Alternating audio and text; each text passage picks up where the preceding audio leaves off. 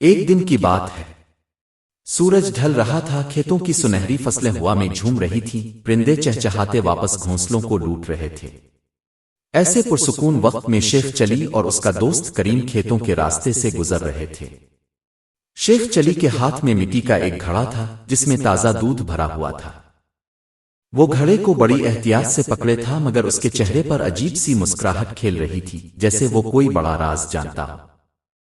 کریم نے یہ حالت دیکھی تو حیرت سے پوچھا، بھائی تم اتنے خوش کیوں ہو؟ آخر یہ گھڑا ہی تو ہے جس میں صرف دودھ ہے۔ شیخ چلی نے آنکھیں چمکاتے ہوئے کہا، ارے کریم، تم نہیں جانتے یہ گھڑا دودھ سے بھرا ضرور ہے، لیکن میرے لیے یہ خزانے سے کم نہیں۔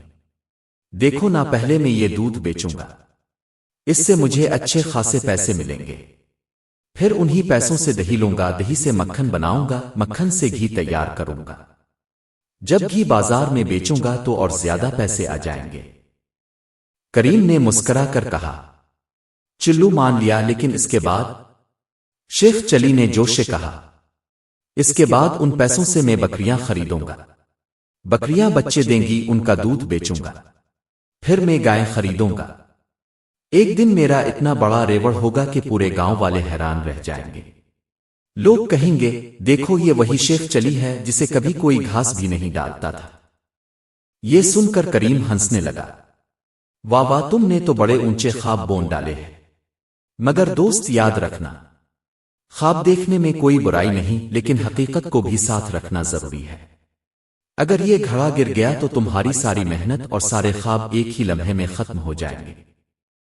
شیخ چلی نے گھڑے کو سینے سے لگایا اور بڑے اعتماد سے کہا، کریم، تم میرا مذاق نہ اڑا، میں اتنا محتاط ہوں کہ گھڑا کبھی نہیں گرے گا، بلکہ جب بادشاہ مجھ سے اپنی بیٹی کی شادی کی بات کرے گا تو میں اس کے غرور کو توڑنے کے لیے یوں غصے میں اپنا سر جھٹک دوں گا۔ یہ کہتے ہی اس نے زور سے اپنا سر جھٹکا، اور پھر کیا ہوا؟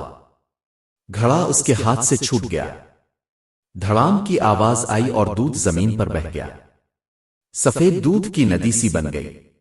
ارے شیخ، میں نے کہا تھا نا احتیاط کرنی چاہیے، دیکھو تمہارے خوابوں کا گھڑا یہیں ٹوٹ گیا۔ وہ ہنستا گیا اور شیخ چلی منہ لٹکائے کھڑا رہا۔ کچھ دیر تک وہ چپ رہا، پھر اچانک ہنسنے لگا اور بولا، کریم، کوئی بات نہیں، دودھ گیا تو کیا ہوا، خواب تو پھر بھی دیکھے جا سکتے ہیں۔ اب میں سوچ رہا ہوں کہ اگر میں ایک مرغی خریدوں تو روز انڈے دے گی، انڈوں سے بچے نکلیں گے، پھر پورا مرغیوں کا باڑا ہوگا۔ اور پھر؟ کریم نے سر پکڑ کر کہا، ارے بس بھی کرو بھائی، پہلے ایک خواب پورا کر لو، پھر دوسرا دیکھنا۔ شیخ چلی معصومیت سے بولا، لیکن کریم، خواب دیکھنے پر تو کوئی ٹیکس نہیں لگتا۔ یہ سن کر دونوں دوست زور زور سے ہنسنے لگے، اور یوں شیخ چلی کے ٹوٹے ہوئے گھڑے کی جگہ ایک نیا خواب پیدا ہو گیا۔ اس کہانی کا سبق یہ ہے کہ خواب دیکھنے میں کوئی برائی نہیں، لیکن حقیقت کی زمین پر پاؤں رکھنا ضروری ہے۔ صرف خواب کافی نہیں، محنت اور احتیاط بھی ساتھ ضروری ہے۔